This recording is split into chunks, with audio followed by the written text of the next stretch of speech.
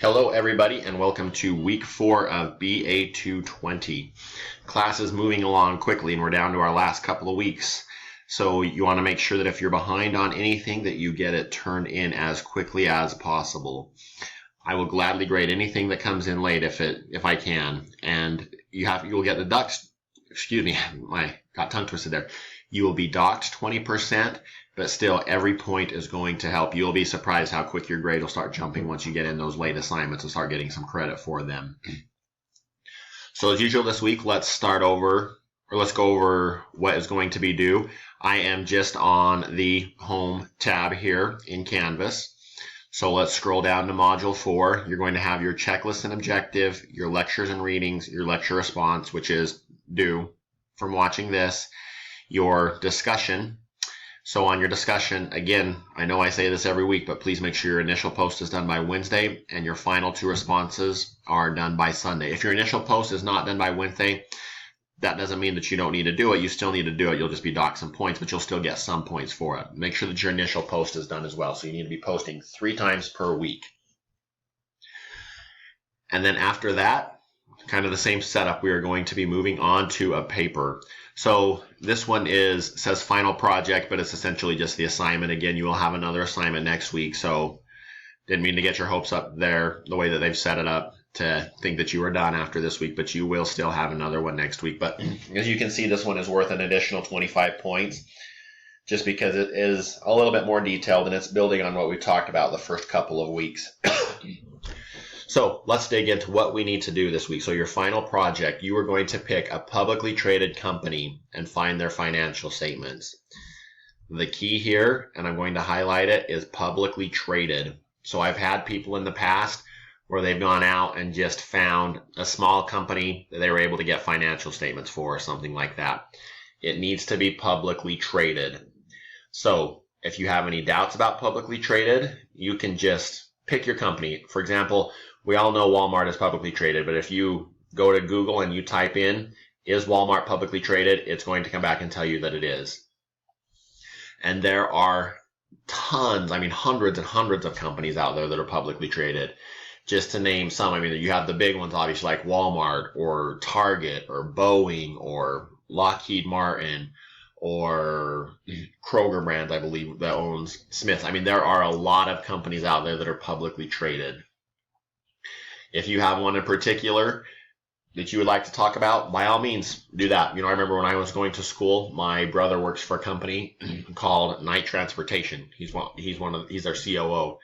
So when I had to do an assignment like this, I went to Knight Transportation and I used their financial statements because I was able to ask him questions. If you have a situation like that and you know somebody that works for a publicly traded company that might be able to give you some good information or you could bounce ideas off of, that's great. Go ahead and use them to ask questions, not to do your paper, just ask questions. But things like that are always good. And then on top of that, maybe they can give you some insight and help you understand something and learn something as you're going along through class. So that would be awesome.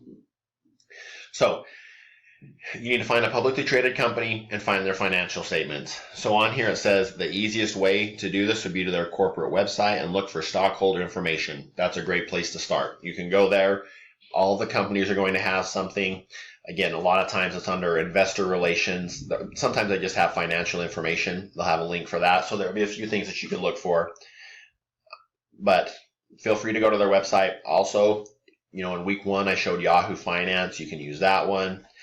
I've used Scottrade in the past before. I have a trading account with them. You can go there. There's dozens of websites out there that'll have a lot of information. So if you have any questions about how to find it, let me know, but you should be able to find that relatively easily. The main thing, if you go to like Yahoo Finance or something like that, remember you have to have their ticker symbol. So it's generally a 3-letter code. And then, and the last sentence that it says here, remember if it's publicly traded, they have to release their financial statements. So before I get into the paper, I want to talk about that for just a second. So why do you think that is? Because people want to invest in them.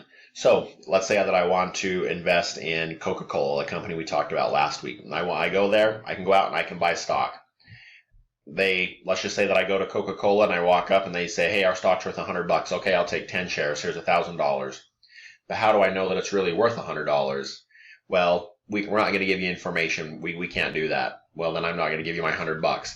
So you see what I'm saying? They release the financial statements because people are investing in them just through the trading floors, essentially, or through an online exchange now. So since they are publicly traded, they are required to publicly release all of their information. So once you've got your company, go out there, start doing some research on them, look at their financial statements, and then we're going to write a 3-page paper based on an analysis of their balance sheet and income statement. So you're going to tell us how they're doing over the last couple of years. So obviously we're not going to have the 2016 financial statements, so just look at probably 14 and 15. Tell us if they're making more or less money. So when you're looking at that, look at income. But just because they had more income doesn't mean that they made more money. Expenses may have gone up. So maybe talk about income and then net income, which is your revenue minus expenses. And then at the end, give us a summary of whether you think we should invest in them or not. So I want to give you a few places to look at.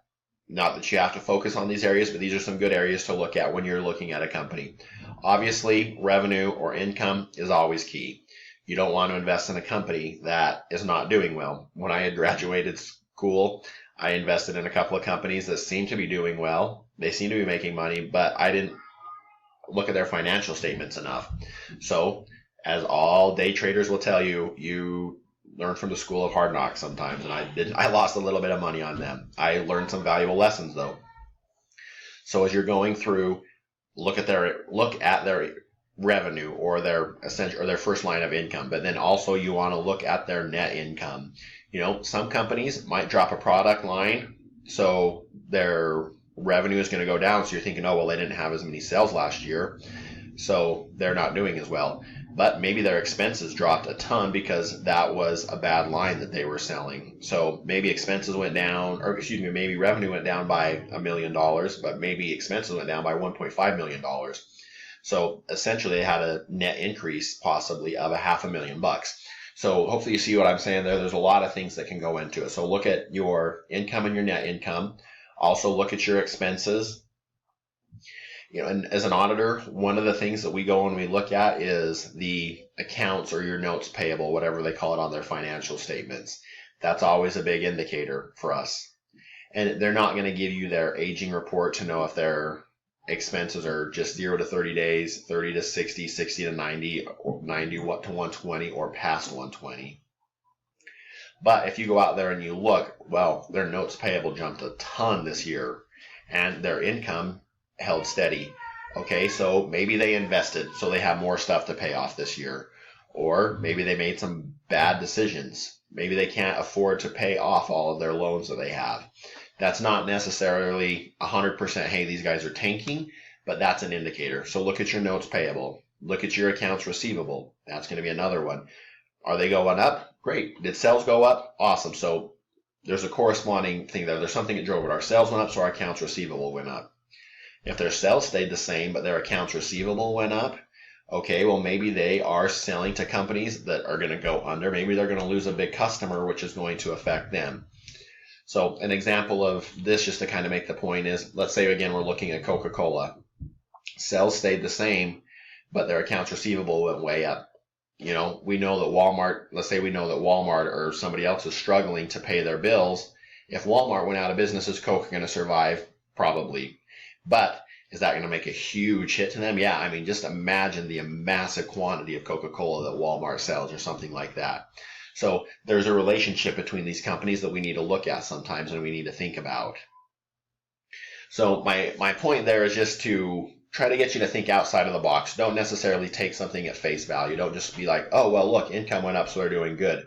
Or accounts payable went up, so they can't pay their debts. There could be something logically that's driving that, or it could be an indicator. A great place to look at this is in the footnotes. So you've probably all heard the phrase, read the fine print, or did you read the fine print? Footnotes are the fine print of financial statements. Companies oftentimes will disclose things in the footnotes in that small writing that they have to disclose, but they don't want people to necessarily know about. So look at the footnotes as you're going through the financial statements. You can go to a company's website. So if you go to Yahoo Finance, you're probably just going to get a comparison year by year. So 14 and 15 if you're looking at this company. But if you went to a company's financial state, or excuse me, to a company's website, you might be able to download a PDF version of their report, of their quarterly reports.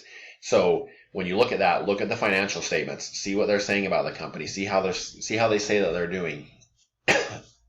No, excuse me. And you'll be able to get some good information from that. And then again, you can go through, you can read the back. It's going to talk about the company and how they're doing, and just talk about their growth plans, certain things like that. So the main thing is to do your analysis. Don't just take something at face value. Explain it to us. Show us that you're understanding the financial statements. And then at the end, come to a conclusion. You know, answer these questions here. Are they growing or shrinking? Are they making more or less money? And then most important, would you invest in them based on your analysis, and why or why not? Please say, you know, you can kind of do a summary paragraph and say, you know, as stated above, I would invest in them because expenses are going down, income is going up, you know, this and that. Talk about that. Explain it to us just in a quick thing there. Or you could say, no, I'm not going to invest in them because the opposite things of that are happening. With this one, you have a little bit more to write, or the opportunity to write a little bit more. It's 3 to 4 pages, type, double space, APA format. But 3 to 4 pages is going to go really, really quickly. So make sure that you have make sure that you're writing as concise as possible to get everything fit in there. If you have any questions, let me know. If you're having a hard time finding financial statements for a company, there's probably a good chance they're not publicly traded, so maybe look at using something else. But again, just let us know if you have any questions. Feel free to email me or call me, and I will get back to you as soon as I can. And so again, as a recap, discussion questions, Wednesday and Sunday, those are your key dates. Lecture response done by Wednesday. If your initial post or your lecture response is late after Wednesday, still do it. You'll get docked a little bit of points, but still do it. Your 2 posts have to be done by Sunday because then the discussion closes. But then also be sure to get this in so you can get full points. Again, let me know if you have questions, and thank you, and have a great week.